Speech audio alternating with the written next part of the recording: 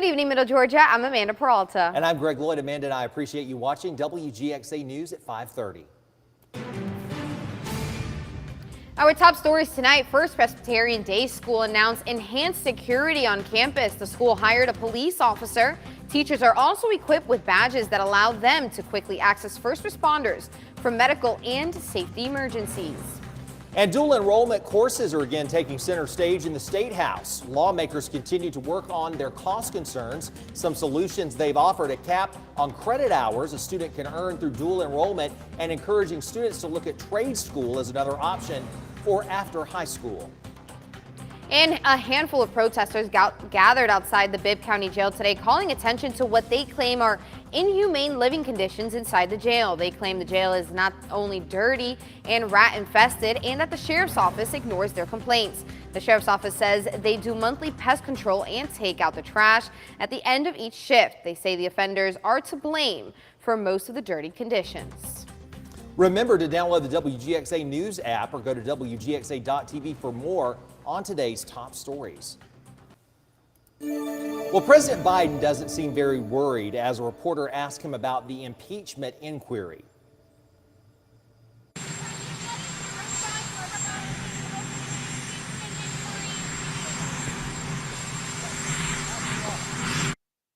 House Republicans launched the inquiry last week after months of accusations that then Vice President Joe Biden was involved in his son's foreign business dealings. The inquiry directs the House to open an investigation of possible wrongdoing. The White House says the president has done nothing at all wrong. Tonight, Hunter Biden fights back. The president's son is suing the IRS for, quote, public disclosure of his confidential tax information. Yeah, Amanda, his lawyers want $1,000 for each and every unauthorized disclosure of his tax return information. Tonight, Christine Frizzell lays out the details. At the center of a brand new lawsuit filed by Hunter Biden's legal team is the testimony and subsequent TV interviews of two IRS agents turned whistleblowers, Gary Shapley and Joseph Ziegler. Statements Hunter Biden made in his book completely contradicted what he was deducting as business deductions on his 2018 return. Both men worked on the IRS team investigating his business deals and alleged Hunter Biden was given special treatment. His security team tipped off the night before agents planned to interview him. Their testimony is believed to have played a role in prosecutor David Weiss being made special counsel, and also raised many more questions about Hunter Biden's business deals. What you're always looking for with a flow of money is, how is that flow of money handled? Is it done in a way that's trying to obscure the source of that money? The lawsuit names the whistleblowers directly, though not as defendants, calling their disclosures an assault on Mr. Biden's rights for the decision by IRS employees and others to disregard their obligations and repeatedly and intentionally publicly disclose and disseminate Mr. Biden's protected tax return information. Hunter Biden's attorney has also pushed back against last week's indictment against him with charges related to lying on an application to purchase a gun back in 2018, charges he calls unconstitutional and politically motivated. It is the folks like Chairman Comer and the Republican MAGA crazies who have been pressuring this U.S. attorney to do something to vindicate their political position, and guess what? They succeeded. Attorneys for those two whistleblowers have now responded, one calling the lawsuit a frivolous smear meant to intimidate future whistleblowers. The timing is also raising questions, since special counsel Weiss has signaled he may soon file another indictment against Hunter Biden on tax crimes.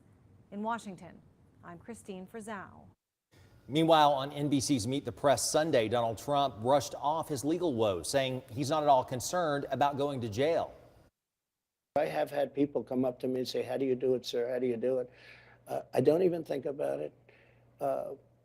These are corrupt people that I'm dealing with. They're destroying our country. I don't even think about it. All I think about is making the country great, making America great. The former president went on to say it's very unlikely he'll pardon himself if he's reelected in 2024.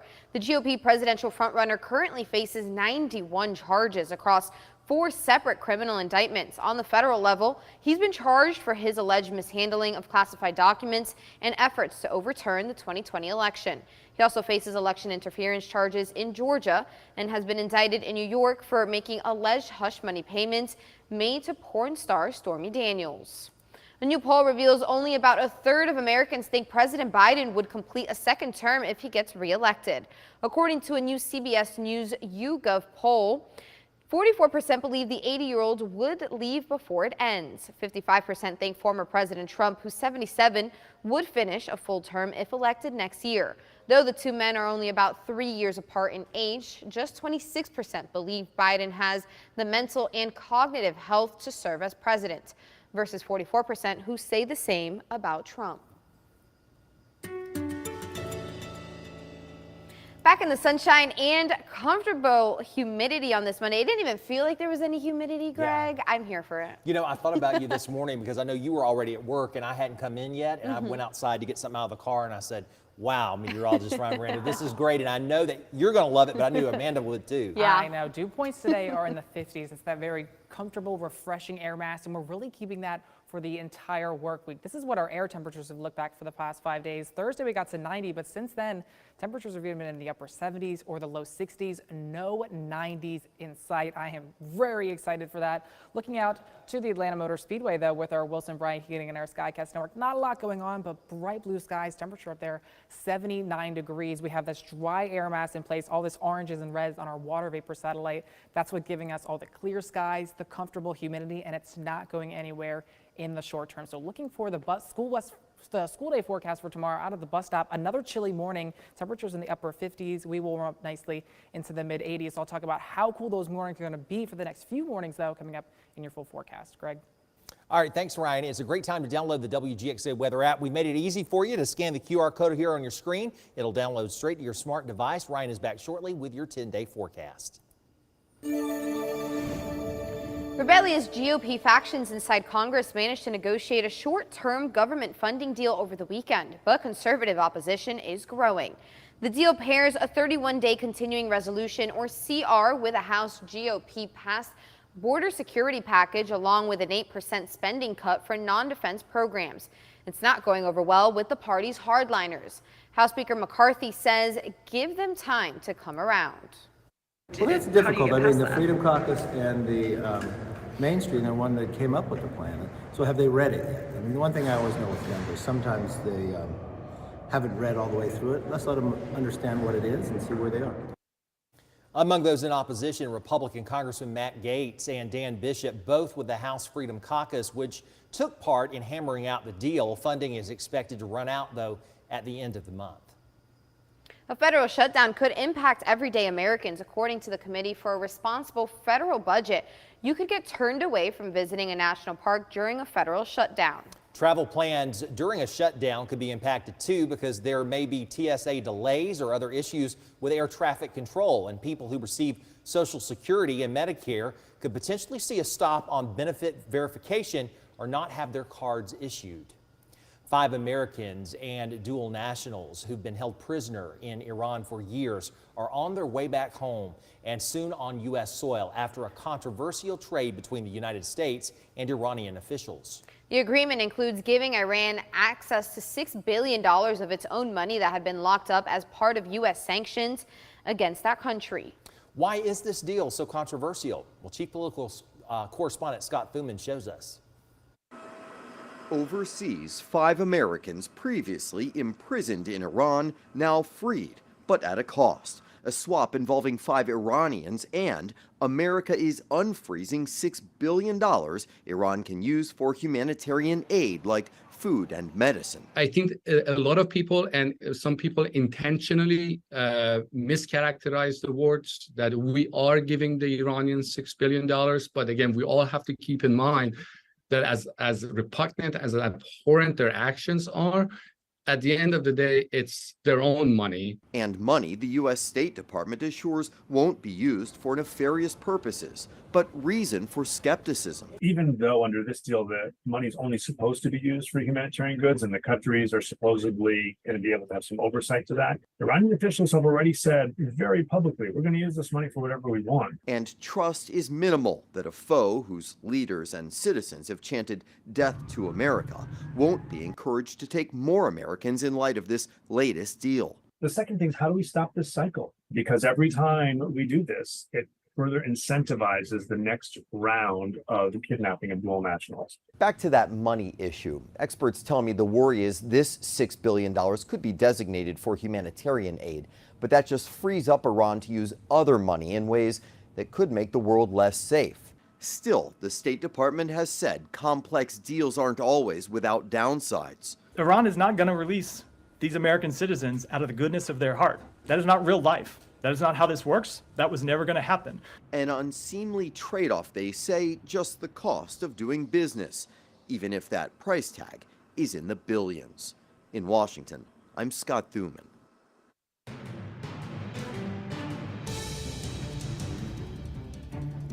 Border Patrol agents have begun releasing migrants on the U.S. streets in Arizona and California, as some sectors deal with 2,000 apprehensions per day. Kayla Gaskins joins us tonight with more on the growing crisis. As the number of migrants attempting to cross the southern border illegally continues to rise, new video emerging showing a train full of migrants cheering as they make their way through Mexico to the southern border. Communities struggling to handle the surge. In Manhattan, Congresswoman Alexandria Ocasio-Cortez and fellow Democrats heckled by protesters during a press conference on the migrant crisis there. Is extension of temporary protected status for Venezuelans, who are the largest population that are arriving here. As residents grow frustrated with their local leaders like New York Mayor Eric Adams point fingers at the White House. We are stating this condition have a real destructive part to it that is going to have a rippling effect throughout our entire city. Adams demanding federal dollars to deal with what he sees as a federal problem. Sources close to Hillary Clinton telling NBC New York she's siding with Adams,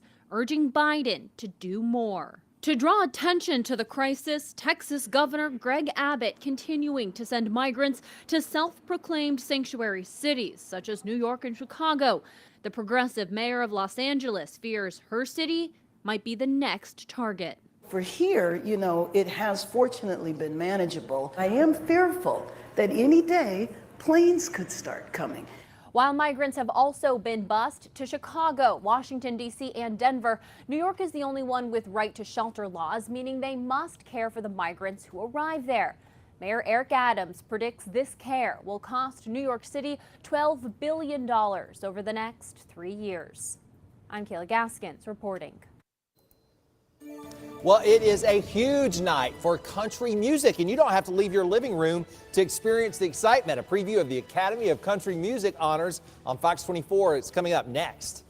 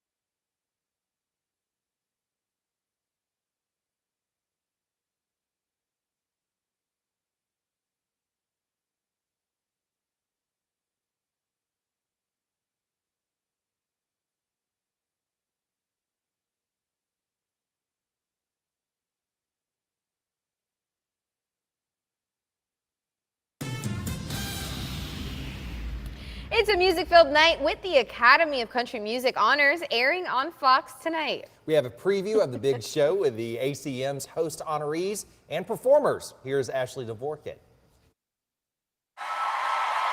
Carly Pierce hosts the 16th Annual Academy of Country Music Honors. I get to exercise, for lack of a better word, another part of my passion, which is hosting. You got it down now. I think third time's a charm. We'll see.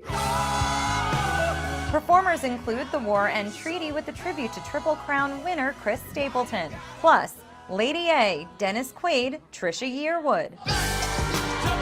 Lift Every Voice Award recipient Breland performs with collaborator Keith Urban. This is one of the most special moments in my career for a lot of reasons, and to be able to share the stage with Keith, who's the guy that honestly brought me out to Nashville, that made me feel like, yo, I can move here. I've got allies, I've got people that understand what I want to do, and they appreciate it. The Icon Award winner is Tim McGraw. My 3 girls, my wife, that's the most important thing in my life, and without them, I wouldn't be able to do what I do. Brett Young and Nelly perform tributes to McGraw.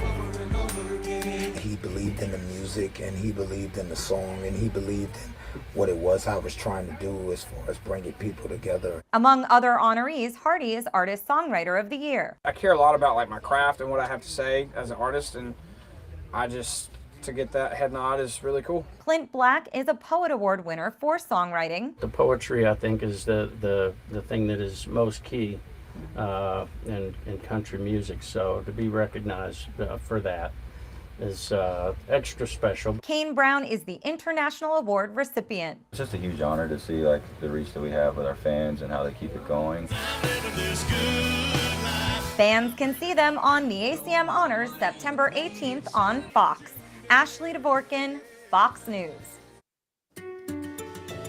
And only a few more days left of summer, so if you're excited for the leaves to begin falling and changing, get out some of the apples from the apple orchard. It's not quite time for this yet. The leaves don't usually change until the end of October, but it really is going to be feeling like fall this week, especially with the humidity. Dew points are going to be in the upper 50s and low 60s, so it's going to be that comfortable, refreshing air mass with bright sunshine for all of this week. And today is no different. It feels absolutely spectacular. Just look at some of these temperatures. 84 right now in Macon, 79 in Gray, 81 degrees in Dublin, and 82 degrees in Cordele. Temperatures running around 3 degrees below average today, but we have bright sunshine. We do have another cold front that's pushing through the mountains right now, which is going to make it another cold night, but that's going to fill in high pressure in its wake, which means lots of sunshine and some of that comfortable humidity. So tonight, it's a fall feeling back in the air, mostly clear down to 55 degrees in Macon, even cooler than this morning, really the coolest morning since about June 10th. And over this entire week, mornings are going to be pretty cool. You may even want the jacket stepping out the door, as those mornings going to be starting into the upper 50s. So a little bit of the hint of fall in the air. Won't need the jacket by the afternoon. Temperatures very comfortable towards around 3, 4 o'clock. But with that high pressure in place, rain chances practically none. I think the chances of getting an isolated shower will be on Thursday, but otherwise we're going to be staying high and dry really for the next week or so. Planning our day tomorrow starts pretty cool, mostly clear at 7 o'clock, 58 degrees, 82 degrees by 1, 79 degrees at 7 o'clock, going for a high of 86 degrees. So a pretty another spectacular day. Grab the sunglasses out the door. But not all is quiet in the weather world. We are watching this one area off the Atlantic coast that does have a 30% chance of formation. If this does form into anything, we most likely won't be even getting any of the rain. I think the best impacts we'll get from anything here forming, if it's even a coastal low, is that it's going to pick up the breeze as we get towards the weekend, but not really going to be dealing with any of the rain. If anything does form out there, I'll be sure to keep you posted. And in your 10-day forecast tomorrow, it's a cool start to the day, a comfortable afternoon though, going up to 86 degrees, rather seasonable, 1 degree below average, but we really keep the sunshine and the humidity in place. Mostly sunny on Wednesday, up to 85 degrees. Thursday, I think we'll have the best chance of any kind of isolated showers. Very, very low chance of that, with a mixture of sun and clouds up to 85 degrees. Friday, though, staying spectacular with a high of 85 degrees. Only 4 more days left of summer. The autumnal equinox is on Saturday morning around 2:30. So waking up Saturday morning, we will be in the official fall season with a high of 84 degrees. Sunday, nothing more than a few afternoon clouds up to 86, and Monday, partly cloudy, 88 degrees. A pretty nice looking forecast, but some of those morning lows pretty chilly down into the mid to upper 50s. And lastly, here's your Harrison's Body Shop Fish and Game forecast. Peaks at 5:20 a.m. and again at 5:40 p.m. Don't go anywhere. We'll be right back.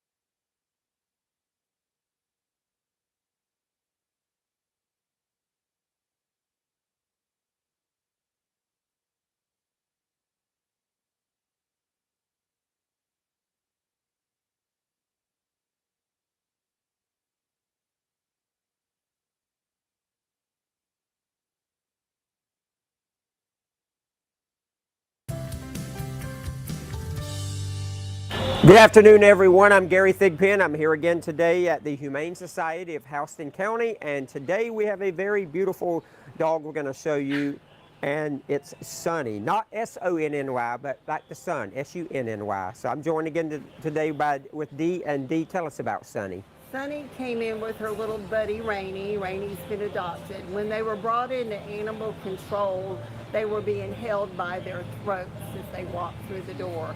The officer about came unstuck, but the goal was just to get these dogs away from that human being that had no regard whatsoever to hold them even in a correct fashion.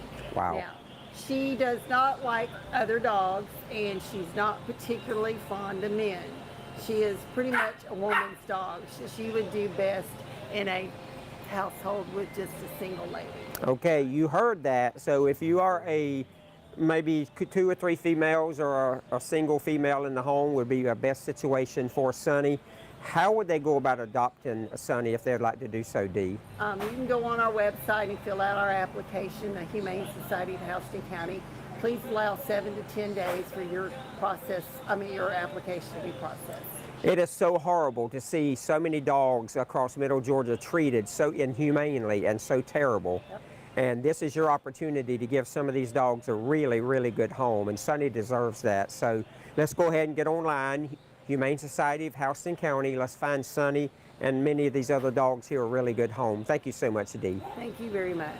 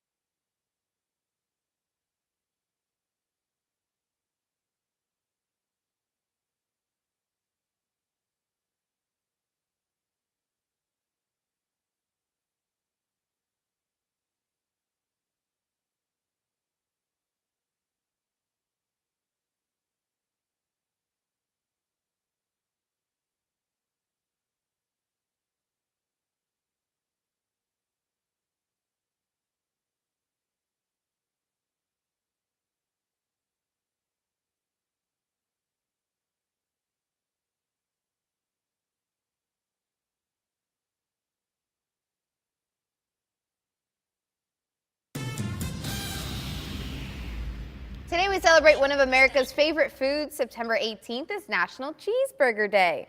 According to the National Day calendar, this cheesy, greasy goodness dates back to the 1920s. Many eateries have claimed to have invented the cheeseburger, including a California sandwich shop that said they came up with it in 1926. But the Humpty Dumpty Drive-In in Denver was the first to trademark the actual name cheeseburger in 1935. Luckily, you don't have to drive to or travel to Denver. It's kind of far to drive to honor the fast food staple. Just celebrate the day. Just stop by your favorite spot, order one and enjoy. Also be on the lookout for special cheeseburger discounts and deals in celebration of the day. You know, I do love a good cheeseburger. I feel like it's like a once in a special occasion for me. I don't eat a lot of red meat, but I feel like it's... You also don't eat cheese. You don't eat any dairy. He doesn't eat cheese. I don't eat He doesn't eat burgers. And he doesn't eat bread either. I eat bread. Oh my God. No, you don't. Carbs. It's not plant-based. Oh my God. I love carbs. It would make me happy to see you devour a cheeseburger. You know, I do go for a cheeseburger. 2 cheeseburgers. Let's just do 2. It depends. It depends on the day. It's like a once in maybe a few weeks thing. It's a special occasion for a nice burger. We've been out to eat a few times, and I've never seen you eat anything that greasy. You know, I gotta keep my skin clear. It's already breaking out, but no, it's not. Your skin looks great. So when are we going to take you out for cheeseburgers? That's what we want to know. When should we? Maybe we should go this week. Find a little outdoor thing. It's cute. But will you eat one when we get there? That's the question. Yeah, if we take you out, you have to eat a cheeseburger. Okay, we got to go somewhere then. That's like a burger special. Oh man, I don't know if you guys like weird things on your burgers, but you know how they get creative and Sometimes they put egg, and I know a lot of people like it, so I don't mean to say that that's weird, but I don't want it on I don't mine. like it. But you know, sometimes pimento cheese on a burger. I try to different burgers. I haven't tried pimento cheese. I usually go for American. Yeah, it's I also good. don't eat cheeseburgers Good that stuff. often, but I do like them. Right, it's like a special Can't occasion. wait. We're going to take pictures of you. Yes, we are. We're going to The post them. grease running down my face. Thanks for joining us, everyone. Have a great evening.